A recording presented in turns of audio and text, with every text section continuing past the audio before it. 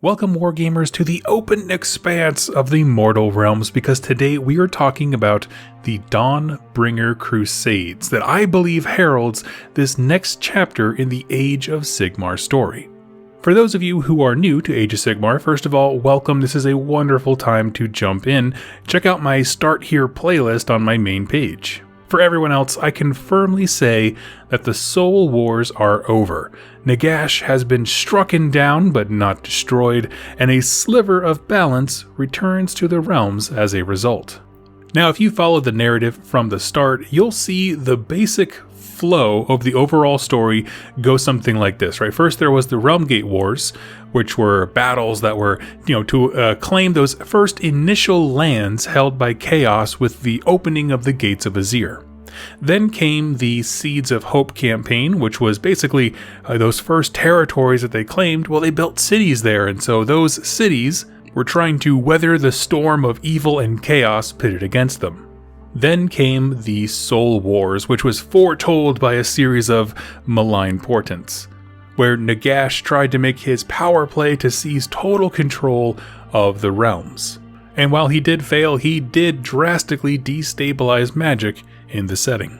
But from an overall standpoint, we have the initial re-entry into the realms, and the first colonization of them with these cities, and then sort of like their first test about trying to survive in an ever-changing environment in the Soul Wars. But we've seen the progression from first bit of pioneering to massive city-states being rebuilt.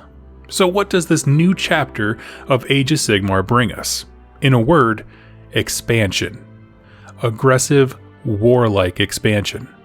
As the collective forces of order try their hardest to spread out and reclaim long-lost lands.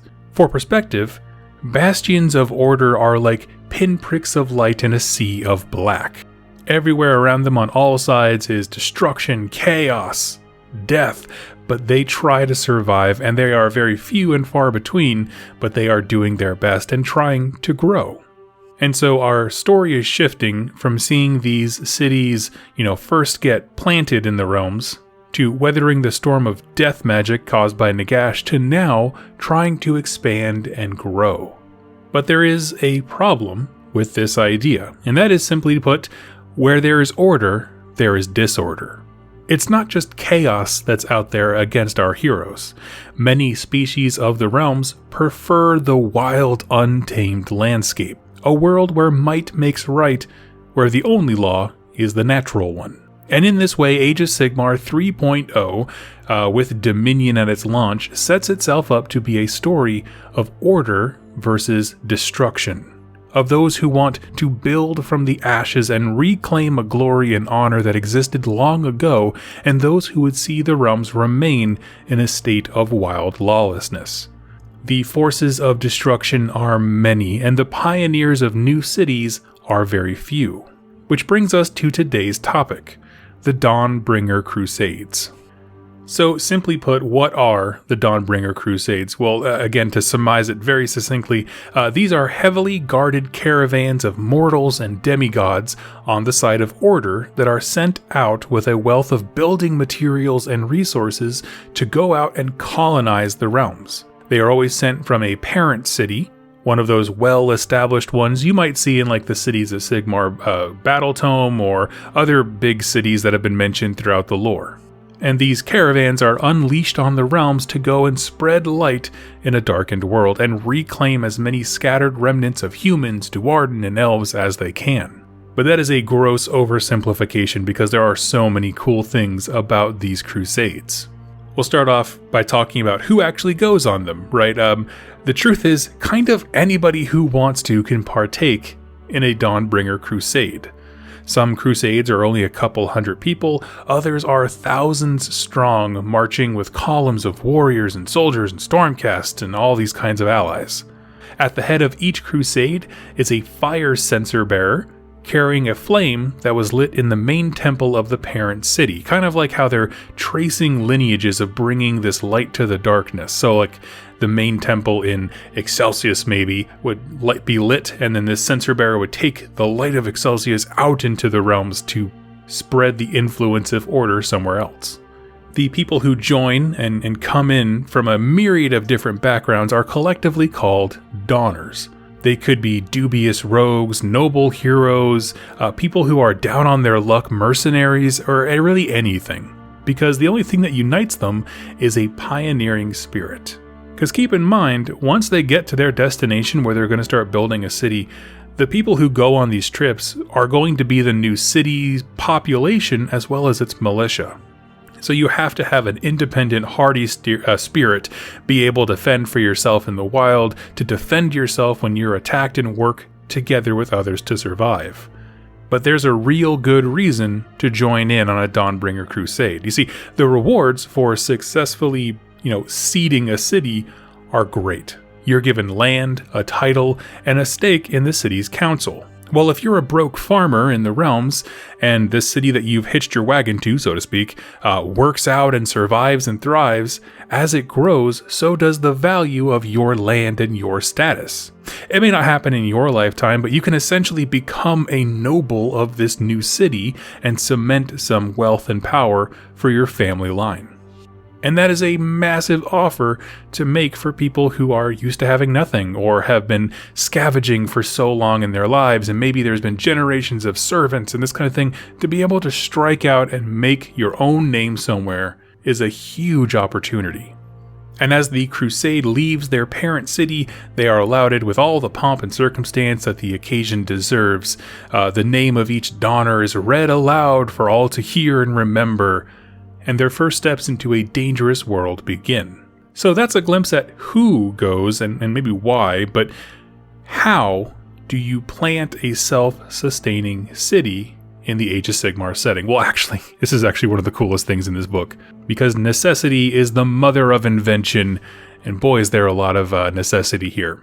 There's a concept that comes up multiple times in the story of Dawnbringer Crusades, a concept known as the metaliths. These are the preferred, I'm going to loosely use the term beasts of burden that Dawnbringer Crusades use. A metalith is a broad term for any kind of floating island or landmass. This is kind of a classic fantasy trope, listless and drifting little islands, not terribly big, but still kind of imposing. They look cool on the horizon. You see it on a lot of classic fantasy artwork. Well, whether through arcane means or something as crude as a harpoon and chains, these metaliths are pulled to the parent city and modified. Space is cleared on them, it's bored into and drilled into, and they're loaded with prefabricated buildings, food, war material. And these metaliths will be pulled along with the Dawnbringer Crusades to the new location of their city. Now, of course, some, parent cities still use traditional beasts of burden or carriage and overlord ships, or just plain old pulling stuff on a cart, right? Nothing fancy, but the basics of what a starting settlement needs is very consistent. We'll chat about that in just a second. But can you imagine this procession pouring out of a city, right? A living train, thousands of souls. Some are armored military, some are wild zealots. Others are allies seeking to piggyback on this expansion, like fire slayers or daughters of Cain trying to cement their own temples and places of power within these new potential cities. But this is a living river of pioneers tailed by a grandiose floating island and cog fort, menagerie behind them. Headed to a far-off location that has been predetermined by scouts, often of the Vanguard Chamber of Stormcast Eternals, and these sites are chosen for their tremendous geomantic power, just using ley lines and that kind of stuff. And this idea is vital as we segue into what these settlements and pioneer towns are actually like. So in establishing a city, there's a set order to what is unpacked and fortified, and it all starts with a construct called the Nexus Siphon, an arcane device that taps into the naturally occurring geomantic power of ley lines nearby, and then distributes that power to a ring of guardian idols that surround the settlement. These, honestly, they look like just basic statues that are formed in a ring around the center of the city, but they do a whole lot more than just look good. As the Nexus Siphon pours power into these guardian idols, these statues, they form a shield and barrier to anything demonic or kind of ethereal, magical in nature. Okay, so we're stopped at our pioneering site. The first thing we do is we set up our magic wall, our magic defenses. Things that would be hard for our pioneers to be able to fight off on their own. At this point, all of the prefabricated structures are taken off of the metallith, or carts or wagons or whatever they have, and I'll list them all here in a second. But then the metallith itself is dealt with. It's either left in the sky, remember this is a big floating island, so it's either left in the sky as a watchtower, which frankly I think sounds so freaking rad, I love it, or they can use nullstone to basically sap the magic from them and the island will slowly come down to earth like a balloon losing its air. Wherever it lands, boom, that's where the fortification built into it will remain. So it's kind of like you had a floating island, you built a castle on it, and you jam-packed that castle full of all your building material and pre-made structures and stuff. You move to your location, set up some basic defenses, unload everything from the castle, and then, boom, plant it to where it needs to be. Now, of course, they did bring a bunch of structures with them, but in order to save time, basically cut down on materials and time, a lot of these locations are built upon the ruins of old settlements and cities. The foundations are already laid there, maybe some walls that can be patched up, something like that. And by this point in the birth of the city, they're already likely under attack. Again, this is an extremely dangerous setting. Luckily for our pioneers, though, every building is considered expendable except that central nexus. So they have a very clear point to fortify and hold out. But as they're slowly growing and expanding, what else is in a new settlement? I'm going to just kind of ramble through them here. There's an aqualith, which is a Gearnite-based piece of technology that provides clean drinking water and helps to, over time, cleanse the area of any kind of chaos, makes the ground literally healthy. There's a Sigmar Shrine. Why? Because you gotta. I mean, you just kind of have to.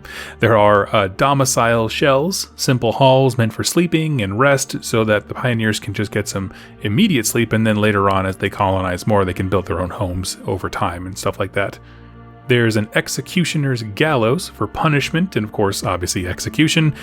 Remember, when I say this, not everyone is stoic and good. You can be a rogue, you can be a terrible person who's in it for your own gain, to build your own name, to become a noble of your own house, that kind of thing.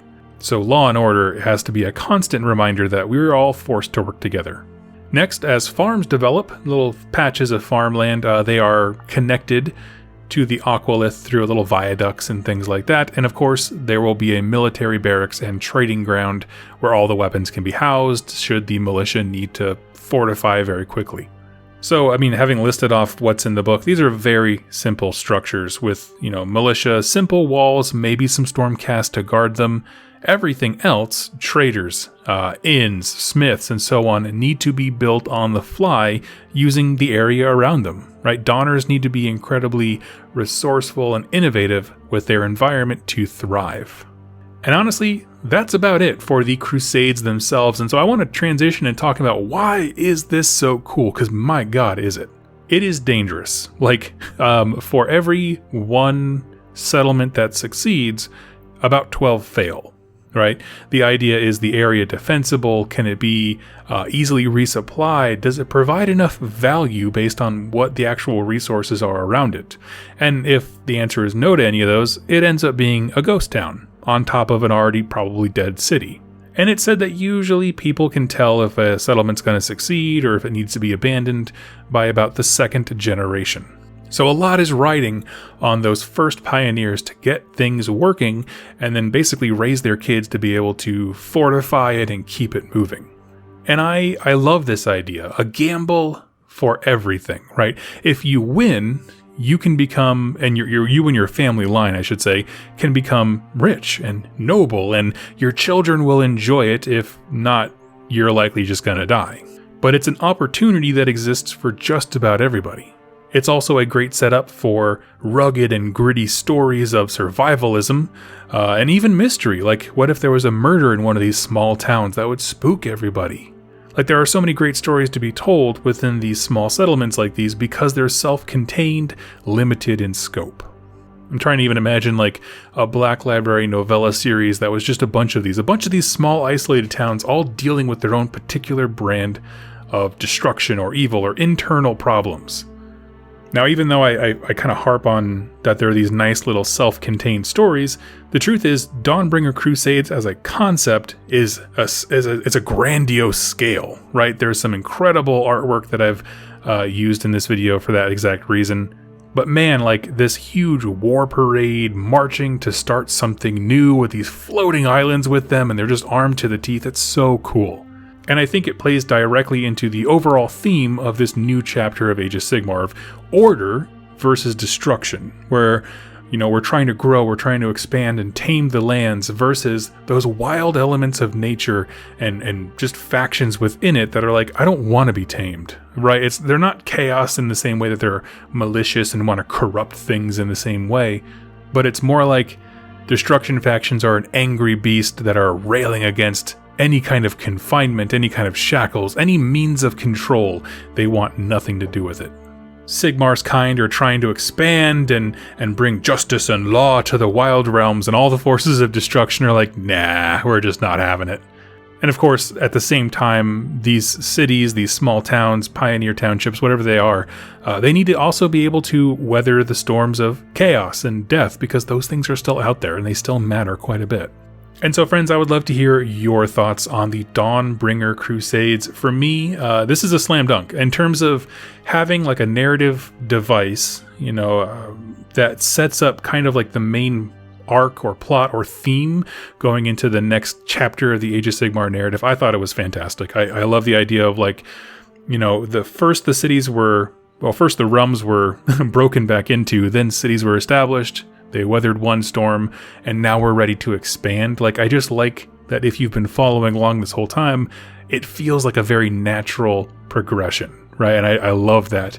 Then when you get the added details of, like, you know, Dwarden Smiths coming up with what is the most hyper-efficient way to develop a city and know within 2 generations if it can be reinforced, if it's worth keeping. Like, the hyper, again, efficiency of all of that from an engineering perspective is so cool. And I'm hoping as we talk more about the various, you know, cities of Sigmar, and I wouldn't be surprised if they evolved into Dawnbringer Crusades in a sense where there was some kind of in-between rules where you could kind of have your own settlement kind of a thing. I think that would be freaking awesome, by the way. But as we look at that, it gives me a chance to be like, okay, now we can explore some of the sub-factions within Cities of Sigmar and how do they contribute to this expansion, right? I mean, it's pretty easy to be like, oh, the Dispossessed are engineering experts, so like they can actively contribute to a lot of these designs and that kind of stuff. But I want to know more about Ironwell Arsenal. I want to know more about Collegiate Arcane and that kind of stuff. How are Dawnbringer Crusades specifically tailored to settle in very specific areas? Like what this society was studying or mastered? Was there something local in the area that they can find and tap into? All that kind of stuff. Like, again, it's a narrative lead that carries the theme of Age of Sigmar 3, you know, meaning order versus destruction, forward in a great way. But it also just opens up the doors for you to create a lot of very unique settings and narratives and battle plans and stuff. So I'm very hype, I'm very excited, and I would love to hear your thoughts as well. Tell me them in the comments down below, and I'll chat with you in my next Age of Sigmar lore video. Happy wargaming.